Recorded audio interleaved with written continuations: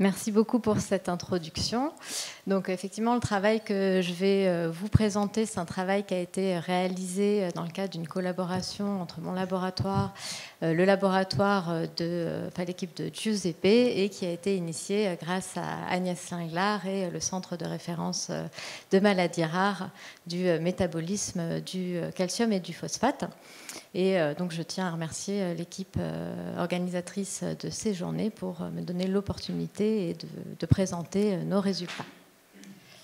Donc avant de vous présenter, donc de rentrer plus concrètement dans le vif du sujet de la thérapie génique pour l'hypophosphatémie liée à l'X, je vais juste replacer ce travail dans son contexte, car notre laboratoire, donc pathologie, imagerie et biothérapie orofaciale, dirigé par Catherine Chaussin, travaille depuis de nombreuses années sur l'hypophosphatémie liée à l'X, et c'est comme ça qu'on en est venu à développer des stratégies thérapeutiques et qu'on a rencontré Giuseppe.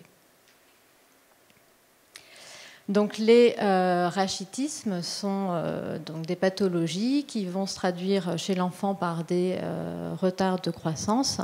Les patients vont présenter des jambes arquées. Donc, je pense que le pointeur ne marchera pas, donc je vais faire sans. Donc, ils vont avoir également des douleurs osseuses. Ils peuvent avoir des complications comme des... Je pense qu'on n'y arrivera pas non plus. Enfin, que je vais... Donc des complications comme des fractures. Et donc ça a été décrit, il y a des cas qui ont été rapportés comme des rachitismes depuis plusieurs siècles dans la littérature, avec l'utilisation de ce mot rickets en 1634, si je ne dis pas de bêtises, dans des registres de décès de Londres. Et les rachitismes sont devenus endémiques ensuite dans l'Europe du Nord, donc liés principalement à une carence en vitamine D, donc due à une carence alimentaire, ou donc un manque d'exposition au soleil lié à, par exemple, la pollution de l'air, ou alors dans le cadre de pathologies. Et donc un des traitements est bien évidemment la supplémentation en vitamine D avec l'utilisation empirique de l'huile de foie de morue. Et dans les années 30, certains patients avec des rachitismes ont été diagnostiqués avec une hypophosphatémie. Et donc, ça a été les premiers cas décrits de rachitisme hypophosphatémique, avec l'identification d'une composante génétique en 1937. Donc, c'est rachitisme hypophosphatémique héréditaire, selon un mode de transmission dominant lié au sexe, mais ce n'est qu'en 1995 qu'a été identifié le premier gène impliqué dans ces rachitismes hypophosphatémiques héréditaires, donc le gène FEX, donc qui code pour une protéine endopeptidase. Ensuite, d'autres gènes ont été identifiés donc, comme à l'origine de rachitisme hypophosphatémique héréditaire, donc sachant que les mutations du gène FEX sont à l'origine de formes donc les plus, la plus commune de ces rachitismes, avec une naissance sur 20 000. Donc, concernant la pathogénèse de l'hypophosphatémie liée à l'X, un des événements majeurs donc, qui va conduire à la pathologie, c'est donc une conséquence de la mutation du gène FEX, ça va être l'élévation du facteur FGF23 circulant, donc la forme intacte de ce facteur, qui va aller au niveau rénal inhiber le cotransporteur sodium-phosphate, et cette inhibition va conduire à une réduction de la réabsorption du phosphate et donc une hypophosphatémie. Donc cette fuite de phosphate rénal et donc conduisant à l'hypophosphatémie va avoir des conséquences sur la minéralisation. Donc on va avoir des anomalies de minéralisation osseuse et une augmentation donc, de ce qu'on appelle l'ostéomalacie, donc qui est une accumulation de matrices collagéniques non minéralisées, donc une accumulation d'ostéoïdes dans la matrice osseuse. Et donc, il va y avoir d'autres tissus dont la minéralisation va être affectée, en particulier donc, la dent et un tissu, donc la dentine, qui est le tissu sous-jacent à l'émail, donc le tissu le plus superficiel qu'on voit en bouche. Donc la dentine ayant la particularité d'avoir des mécanismes de formation et de minéralisation similaires à l'os. Et donc on va voir dans la dentine une dentinomalacie. Donc comment se traduisent plus précisément ces ostéo- et dentinomalacies. Donc ici vous avez une coupe de tissu issu d'os de patients atteints d'hypophosphatémie liée à l'X. Donc vous pouvez voir en violet ici la matrice collagénique non minéralisée qui est accumulée, et également au niveau autour des ostéocytes, vous voyez également cette coloration violette qui indique des lésions périostéocytaires hypominéralisées. Et donc ce sont ces défauts de minéralisation qui vont conduire à la déformation des os. Et donc au niveau dentaire, vous pouvez observer donc, sur la coupe de dents issue de patients atteints d'hypophosphatémie liée à l'X, une couche de prédentine, donc matrice collagénique non minéralisée, qui va être élargie par rapport à la couche de prédentine dans une dent de patient issue de patients sains. Et donc on va également trouver des défauts de minéralisation avec des espaces interglobulaires dans la dentine, donc qui proviennent d'une anomalie de croissance et de fusion des calcosphérites, donc qui vont donner cet aspect de dentine en gruyère et qui peuvent expliquer la facilitation de la pénétration de bactéries dans la dent qui conduisent à ces abcès dentaires spontanés en l'absence de lésions carieuses.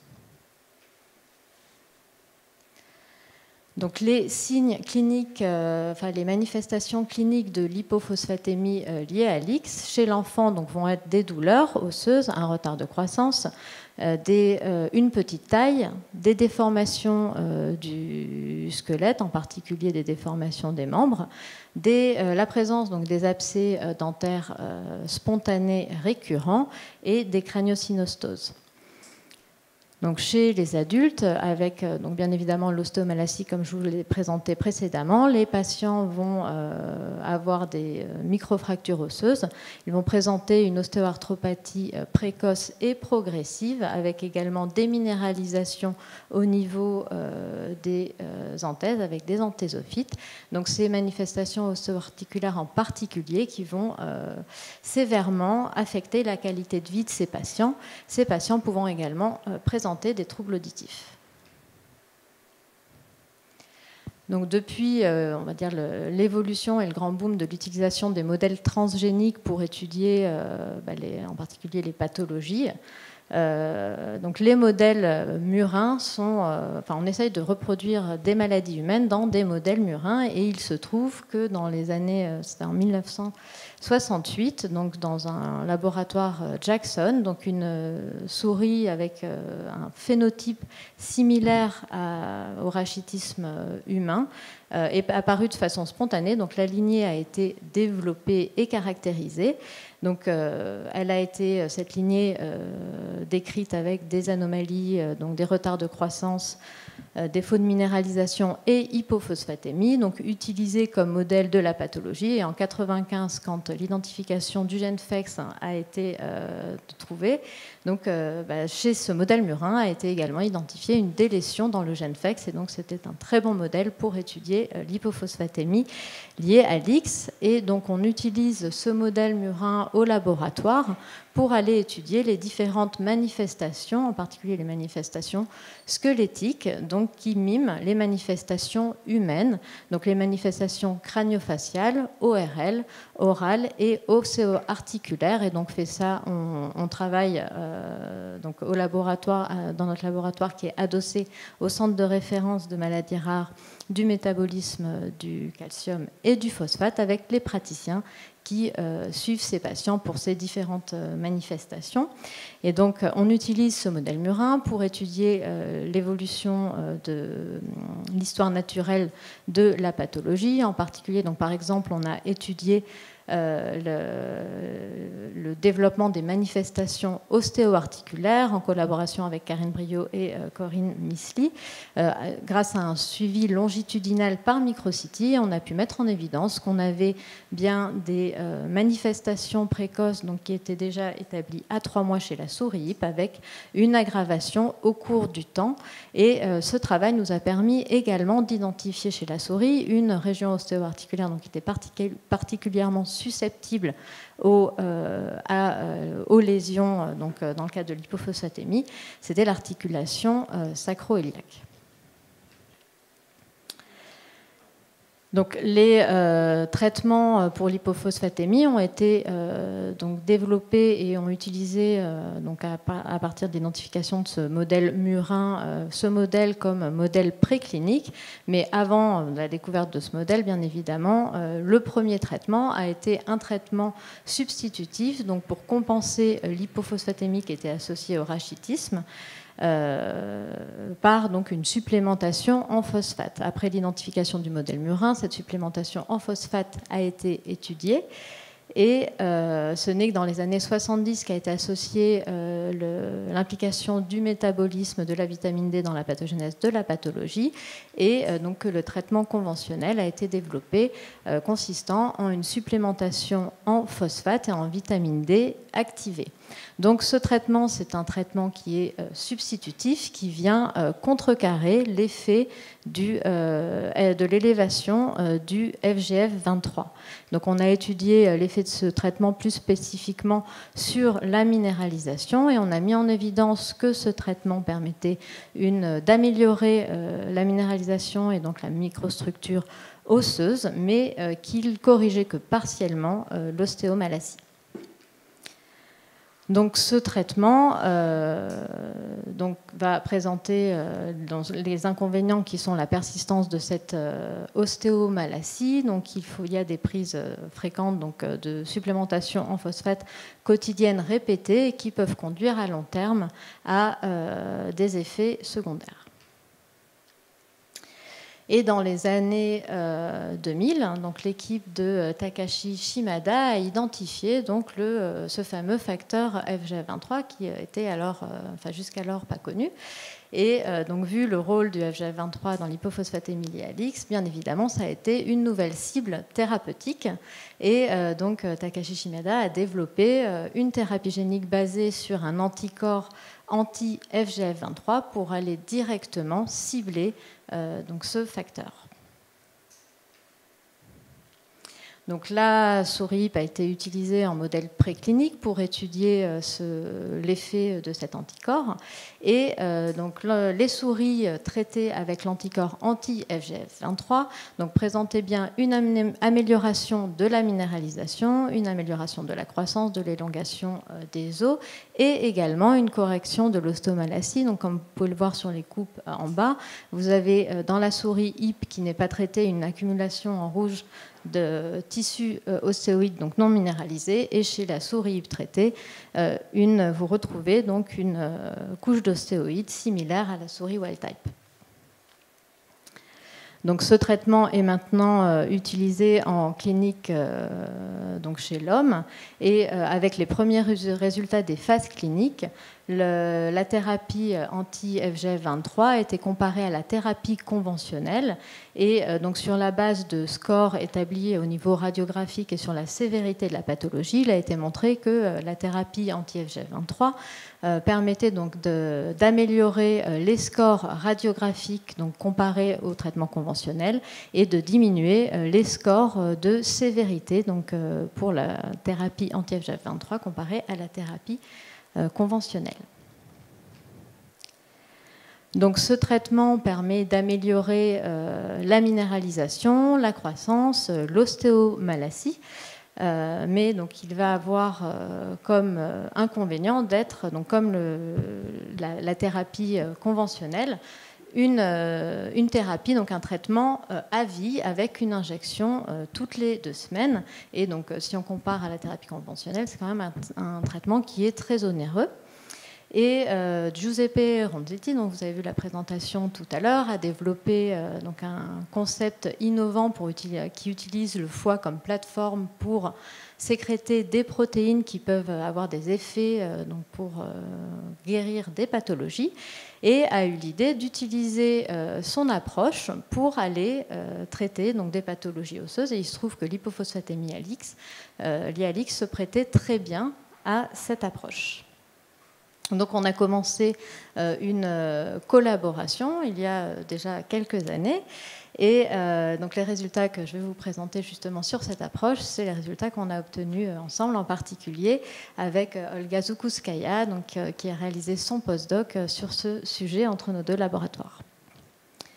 Donc l'approche de thérapie génique pour l'hypophosphatémie l'IALIX consiste à utiliser donc ces fameux vecteurs AAV, donc ces vecteurs donc virus adéno associés, pour aller exprimer, faire sécréter par le foie un peptide C-terminal qui va être biologiquement inactif mais capable d'aller se lier au récepteur du FGF23 et ainsi bloquer l'effet du FGF23 natif qui est présent en trop grande quantité. Donc pour tester cette approche, on a utilisé 3 groupes de souris, donc un groupe de souris wild-type, un groupe de souris HIP et un groupe de souris HIP traité avec l'AAV. Donc le traitement a débuté chez des souris âgées de 1 mois. Les souris ont été donc traitées pendant 3 mois.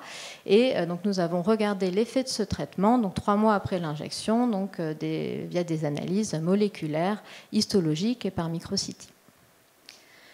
Donc une des premières choses qu'on est allé regarder, donc le FGF23 inhibant l'expression du transporteur sodium phosphate dans le rein, c'est de regarder l'expression de ce transporteur chez la souris HIP traitée. Et donc on était très contents parce que une des premières choses qu'on a vues, c'est qu'on avait une bonne expression.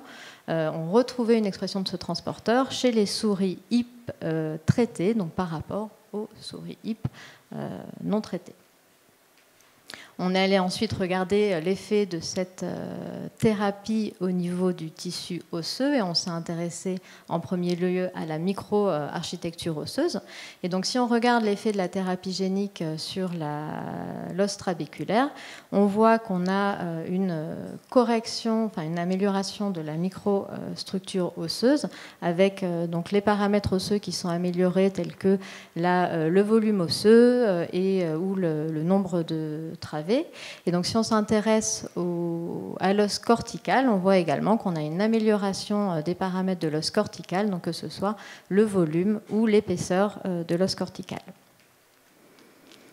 Donc, concernant l'ostéomalacie, on est allé regarder donc, sur des coupes non décalcifiées de tibia de souris, donc via des colorations von Cossa qui permettent de mettre en évidence le tissu qui est vraiment réellement minéralisé et donc de mettre en évidence la couche ostéoïde qui ne va pas être minéralisée. Et donc, comme vous pouvez le voir, chez les souris HIP, on a une très forte accumulation de matrices ostéoïdes, donc d'ostéomalacie, autour des tissus minéralisés. Et chez les souris traitées avec l'AAV, on va retrouver un phénotype similaire aux souris wild-type avec une diminution significative et une correction totale de l'ostéomalacie. Donc on a un effet très net sur la microstructure et l'ostéomalacie. Donc qu'en est-il de la croissance? Donc on a suivi bien évidemment la croissance et le poids de ces souris et on a regardé l'effet au niveau de l'élongation des os longs. Et donc ces souris, chez les souris traitées, il y a bien une amélioration de la croissance et de la prise de poids.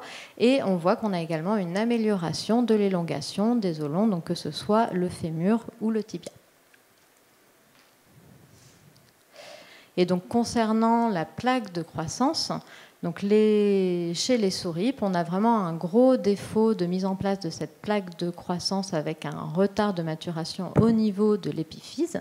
Et le traitement AAV permet de corriger et d'avoir une bonne structure de la plaque de croissance. Et on va retrouver dans la plaque de croissance une organisation donc similaire aux souris wild type avec, on va retrouver les bonnes colonnes chondrocytaires.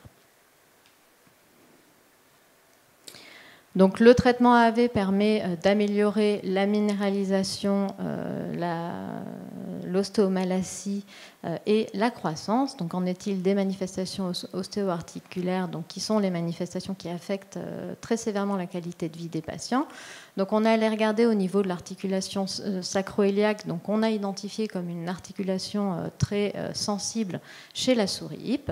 Et on a bien mis en évidence, grâce au traitement AAV, une restauration du phénotype chez la souris hip à un phénotype similaire à la souris wild type.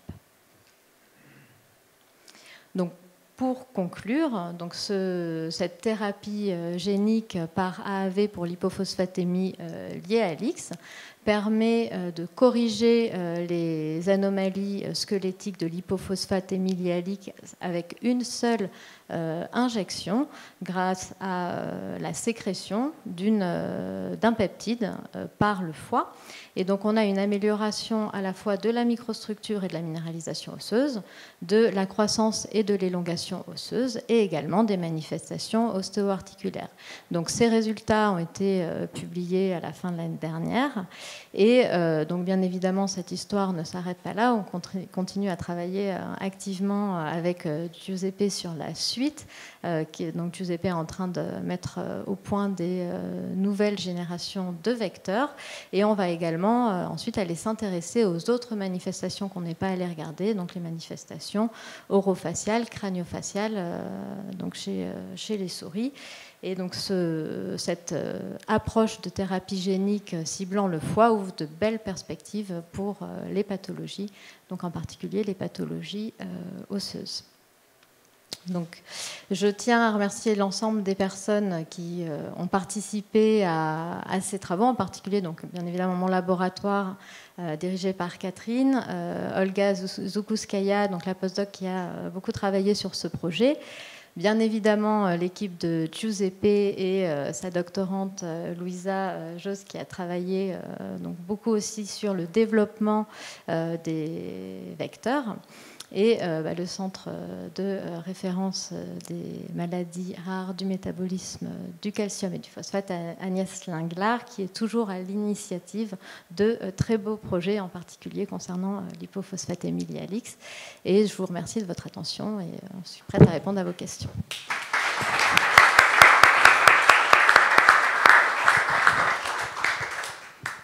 Et peut-être qu'il y aura des questions qui seront aussi pour Giuseppe, qui pourra plus répondre sur les vecteurs, parce qu'alors là, moi... Merci beaucoup, Claire. C'est vraiment un très, très joli travail. Première question, forcément. Qu'est-ce qu'il en est de tous les feedbacks avec la PTH et la vitamine D ?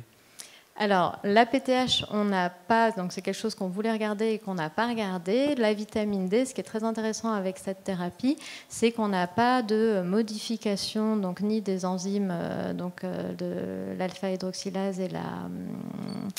et la 24-hydroxylase, et on n'a pas d'augmentation de la 1,25.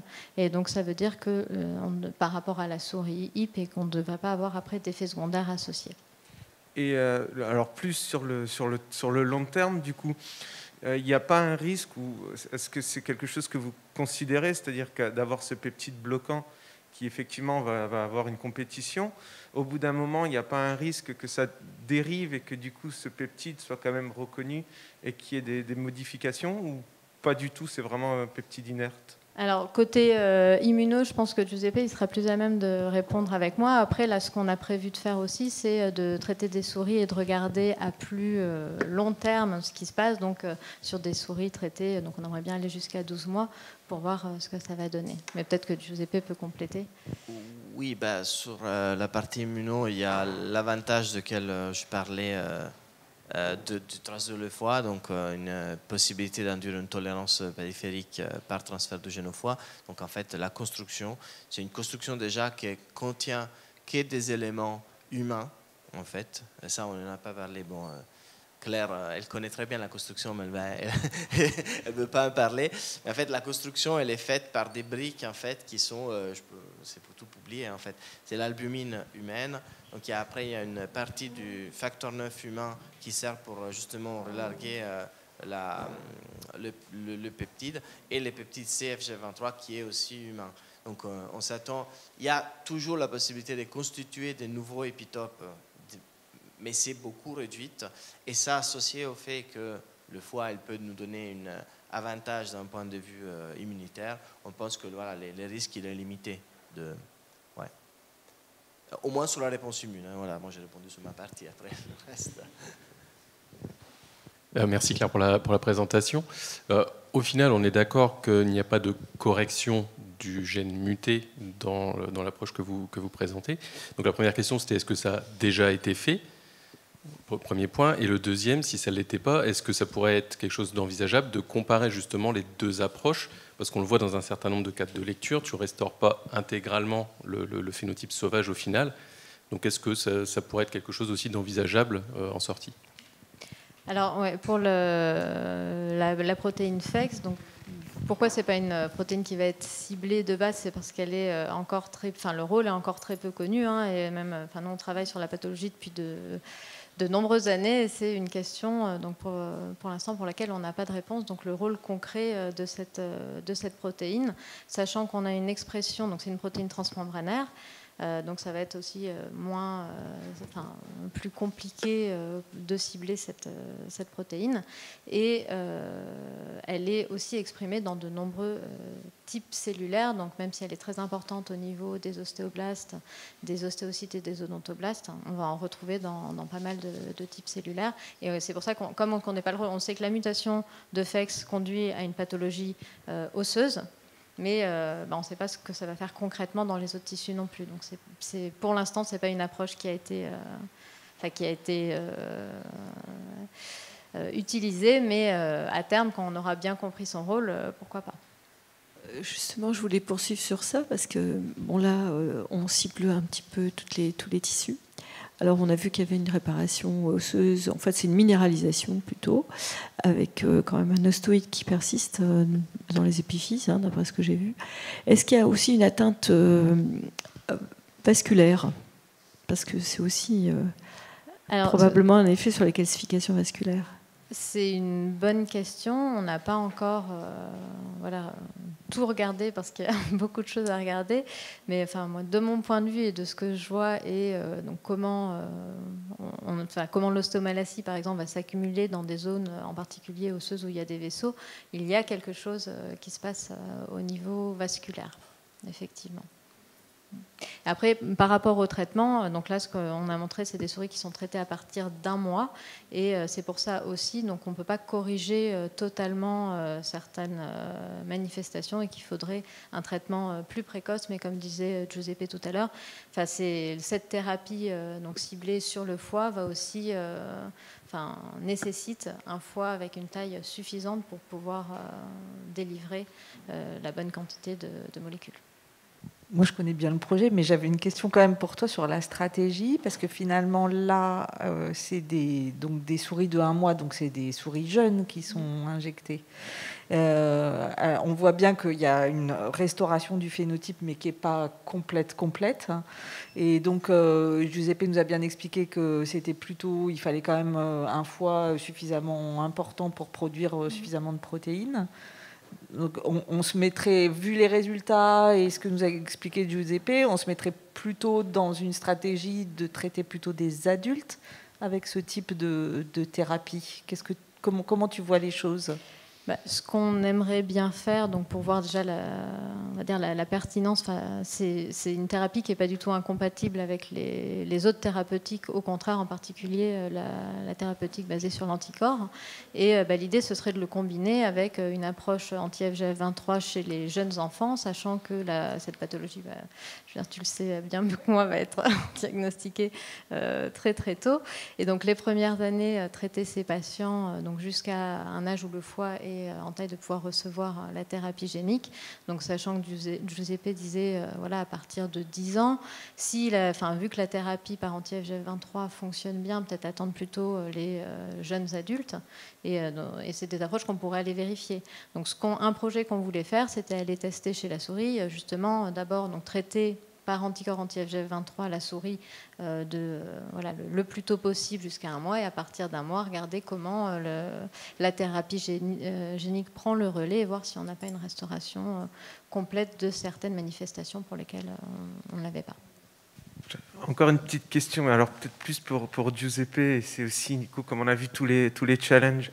Dans ce genre de stratégie-là, est-ce qu'on ne pourrait pas imaginer de designer justement un AAV qui va exprimer un peptide qui, lui, va être reconnu justement par le système immunitaire pour produire des anticorps anti-FGF23, et du coup, finalement, avoir automatiquement combiné le traitement par anticorps et possiblement aussi cette compétition? Alors moi, je trouve que c'est une super idée. Après, est-ce que c'est faisable, Giuseppe? Oui. Alors, je ne peux pas répondre en fait à cette question, parce que la question de l'induction de l'immunité, c'est un peu plus compliqué que ça chez l'homme, en vrai. Surtout parce qu'on parle d'un facteur qui est déjà présent. Donc, il faut induire une immunité, il faut induire une auto-immunité. Donc, ça, franchement, c'est des choses qui sont assez pas trop connues. Comment vacciner quelqu'un pour quelque chose qui est déjà présent dans l'organisme? Parce qu'il y a une tolérance centrale cette fois-là, donc la tolérance qui s'établit pendant le développement. Donc, et ça, c'est très difficile à casser, parce que tu as un nombre élevé de cellules qui garantit que cette immunité elle reste, en fait. C'est le cas de la maladie auto-immune. Donc ça, c'est un peu la complexité, sauf s'il y a la possibilité de trouver des néoépitopes, mais c'est un peu compliqué sur une molécule comme l'FGF23. En tout cas, donc ça c'est la première chose, donc c'est des mécanismes assez pas trop connus. Et l'autre chose, c'est que pour moi, du moment où on arrive à induire une immunité humorale contre un transgène, c'est ce qu'on voit toujours, en fait on a un effet 1-0 en fait. Il n'y a jamais la possibilité de moduler. En fait, ce qui se passe typiquement, on le voit beaucoup avec... nous, on utilise le facteur 9 de la coagulation comme rapporteur. Et donc, chez les singes, par exemple, où il y a une réponse immune contre les facteurs 9, les facteurs 9 disparaissent totalement. Tu ne les trouves jamais plus de ta vie en circulation. Donc ça, c'est un peu le problème. C'est que tu auras un FGF23 nul, totalement nul, au cas où d'une formation d'un anti-FGF23. Donc ça, c'est un peu les deux facteurs qui peuvent compliquer une telle stratégie. Mais sinon, c'est intéressant. C'est le même concept que l'administration d'un anti-FGF23. Je vais me permettre une question qui va reprendre la première, en fait. Vous avez regardé justement le type d'interaction entre le peptide naturel et le peptide produit? C'est une compétition ou c'est pas compétitif? Alors, on a voulu le regarder, mais on n'a pas pu pour des raisons très techniques, parce qu'en fait, donc les kits sont vendus comme spécifiques pour les peptides murins ou humains, et on n'a pas pu identifier lequel était lequel, donc on n'a pas pu regarder ça. Eh bien, il nous reste à remercier les orateurs, l'assistance, et merci beaucoup pour cette excellente session.